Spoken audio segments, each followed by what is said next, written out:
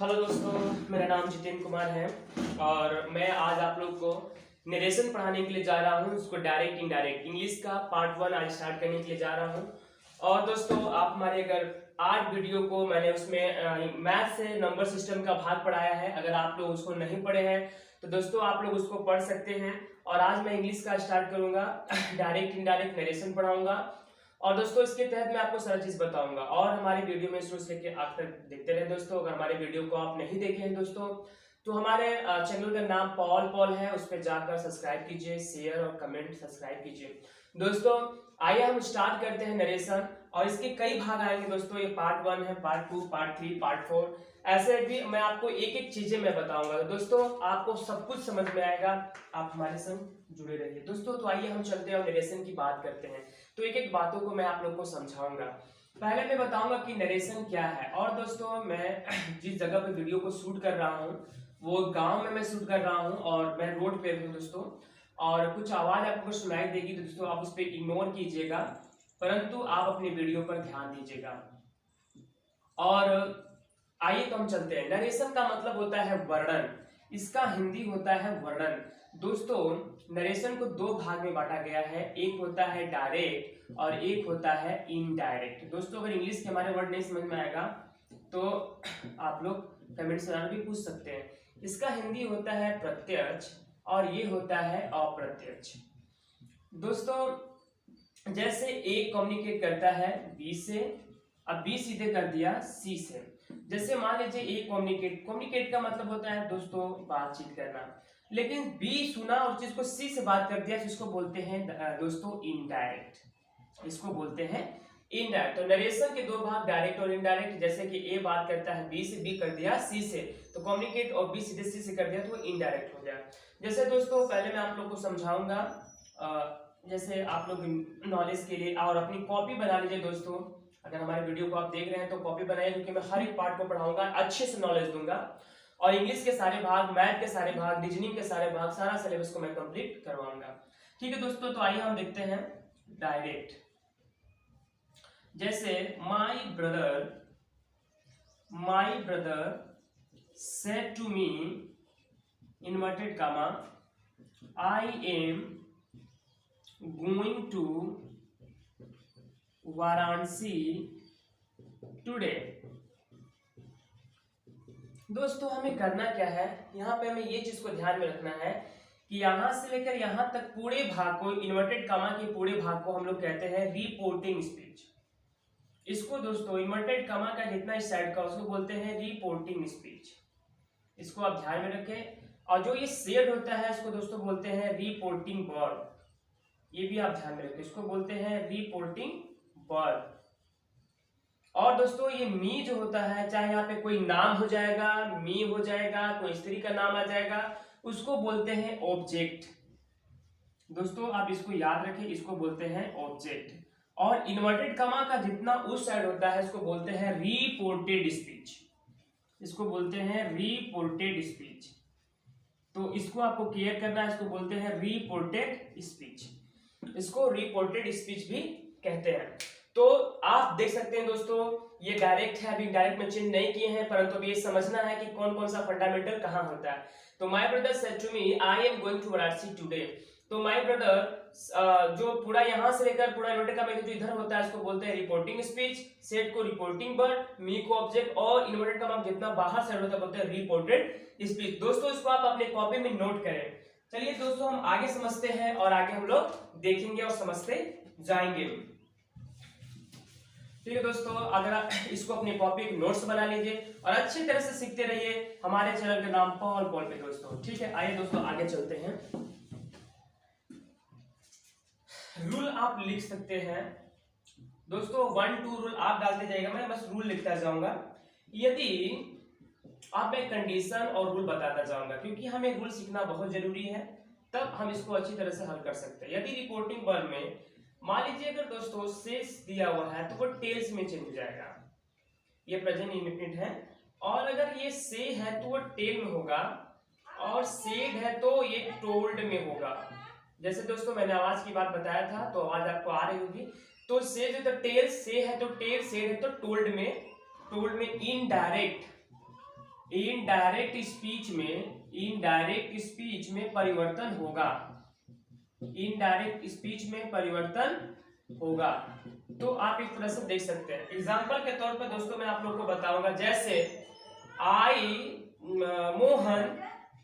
Mohan said to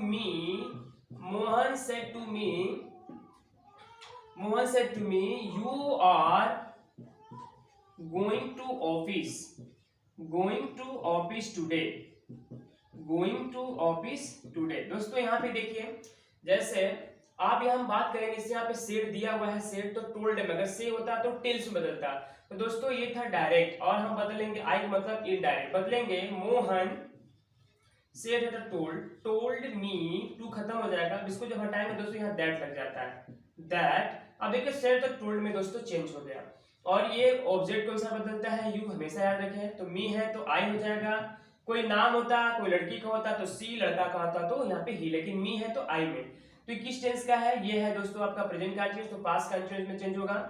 तो I was going to office today का that day. इस प्रकार से आप दोस्त समझ सकते हैं। तो इस प्रकार से सेड है तो टोल्ड में होगा, और अगर सेज होता तो टेल में, और सेज है तो टेल्स में चेंज होगा। ठीक है दोस्तों, आइए हम आगे चलते हैं।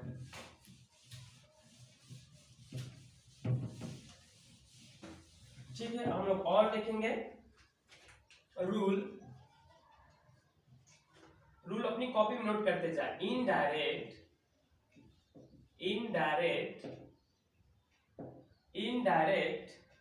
स्पीच में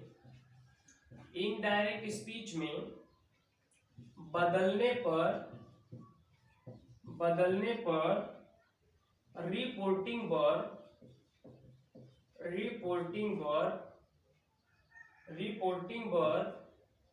के बाद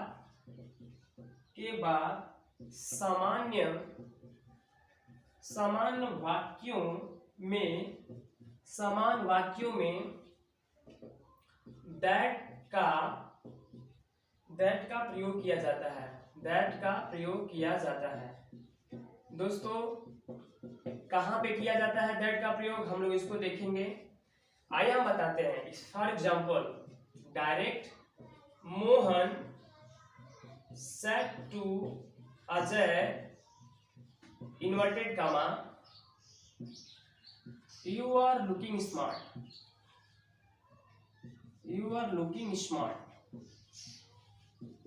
दोस्तों यहां पे हम ये देखेंगे, मोहन, मैंने बताया था अगर सेड है तो टोल्ड में, तो टोल्ड अजय, ये यहाँ पे ऑब्जेक्ट मानते हैं। यहाँ पे देखिए दोस्तों, इसी जगह जब कॉमन टू हटाकर जब कॉमन को हटाते हैं तो वहां दैट लगा देंगे दोस्तों, यही होता है परिवर्तन। जब इसको हटाएंगे तो यहाँ पे दैट लग जाएगा। तो ये आप समझ सकते हैं, बताते हैं सेकंड पर्सन ऑब्जेक्ट के साथ होता है। ये भी बताएंगे दोस्तों, घबराने की बात नहीं, कैसे चेंज होता है। तो याद रखें कि सेकंड पर्सन हमेशा ऑब्जेक्ट, तो ऑब्जेक्ट क्या है, अजय, लड़का है तो ही, लड़की है तो सी। किस टेंस का है, प्रेजेंट कंटीन्यूअस। तो ये दोस्तों पास्ट कंटीन्यूअस में चेंज होगा, तो ही वाज हो जाएगा, ही वाज लुकिंग स्मार्ट।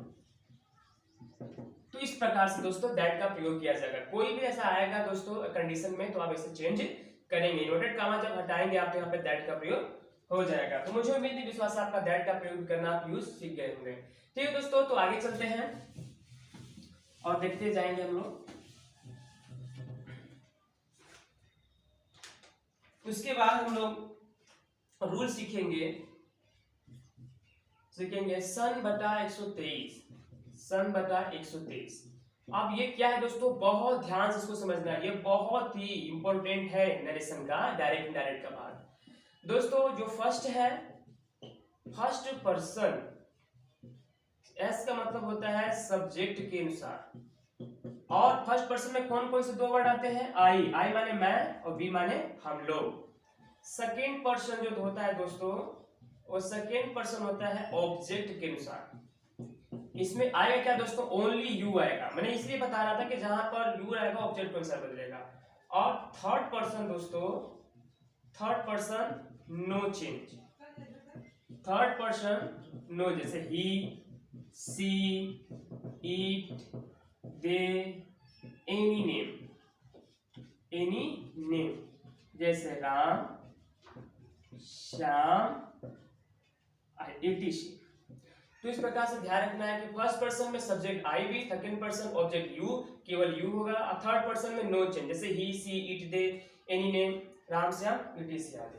जैसे हम इसको बताएंगे फॉर एग्जांपल के तौर पे कि कैसे इसको हम लोग चेंज करते हैं। जैसे डायरेक्ट, मैं आप लोग को बता रहा हूं डायरेक्ट देकर, जैसे Mohan said to Aarti, Mohan said to Aarti, inverted comma, we are going to office today। तो दोस्तों इसको हम कैसे चेंज करेंगे, तो हम इसको ऐसे करेंगे, मोहन सेड है दोस्तों, बताए थे टोल्ड में, अगर सेड होता टेल्स में हो जाता, आरती, फिर जब इन्वर्टेड कॉमा हटाएंगे तो बताया दोस्तों दैट लगाएंगे, अब इसी जगह इसका पहचान करेंगे। तो दोस्तों यहां मिलाएंगे फर्स्ट पर्सन सब्जेक्ट आई और वी, तो फर्स्ट पर्सन सब्जेक्ट के अनुसार जो दिया, तो सब्जेक्ट इसमें क्या है दोस्तों, यहां पे ध्यान देना होता है कि आई और वी रहेगा तो इसके अनुसार चेंज होगा। अब लड़का रहेगा तो ही, और लड़की रहेगा तो सी, तो ही किस टेंस का है, प्रेजेंट कंटिन्यूअस, तो पास्ट कंटिन्यूअस में चला जाएगा, तो पास्ट कंटिन्यूअस साइड दिया होते हैं वाज और were. He was going to office, और टुडे का दैट डे, टुडे का दैट डे दोस्तों। तो इस प्रकार आप चेंज कर सकते हैं। आइए हम कुछ और भी एग्जांपल को देखते हैं, और भी कुछ एग्जांपल्स को हम देखते हैं कैसे कैसे इसका प्रयोग किया जाता है। दोस्तों आप हमारी वीडियो में शुरू से आखिर तक बने रहें। चलिए देखते हैं। जैसे D direct, Aman said to Manjeet,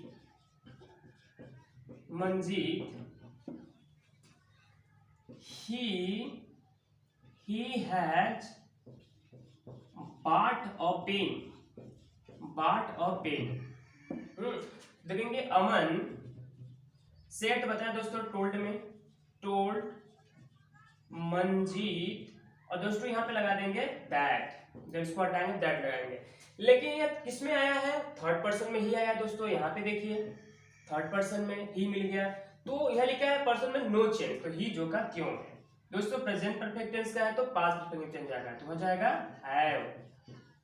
have bought a pen. तो इस प्रकार से दोस्तों आप देख सकते हैं चेंज हो गया।